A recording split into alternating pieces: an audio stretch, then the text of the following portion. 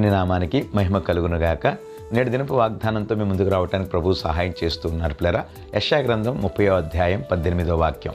మిమ్మల్ని కరుణింపవలెనని ఆయన నిలవబడి ఉన్నారు. ప్రియదేవుని బిడ్డలారా, గమనించండి, దేవుని పిల్లలమైనటువంటి మన జీవితంలో ఎన్నో సమస్యలు, శోధనల చేత, బలహీనతల చేత కృంగిపోయినప్పుడు, వేదన పడుతున్నప్పుడు సహాయం కొరకు మన అనుకున్న వారి వైపుకు చూస్తే ఏ ఒక్కరూ కూడా మన యొద్దకు సహాయానికి రావటం లేదు పిల్లరా.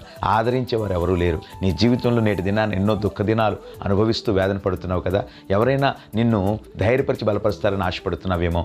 ఏ ఒక్కరూ రాకపోయినా నా ప్రభువు నేటి దినాన నీ ఎదుట నిలవబడి ఉన్నారు. నిన్ను ఆదరించాలని ఆశపడుతున్నారు, నిన్ను కనికరించాలని ఆశపడుతున్నారు. ఇదిగో గుడ్డితనంతో వేదన పడుతున్నటువంటి వ్యక్తి జీవితంలో ఆయన దాటిపోక ఆగినట్లుగా నేటి దినాన నీ ముందర ఆగి నిన్ను కనికరించాలని, ఆదరించాలని, స్వస్థపరచాలని, ధైర్యపరచాలని ఆశపడుతున్నాడు. అట్టి కృప దేవుడు మనందరికీ నేటి దినాన్ని అనుగ్రహించి ఆయన కృపలో భద్రపరచును గాక.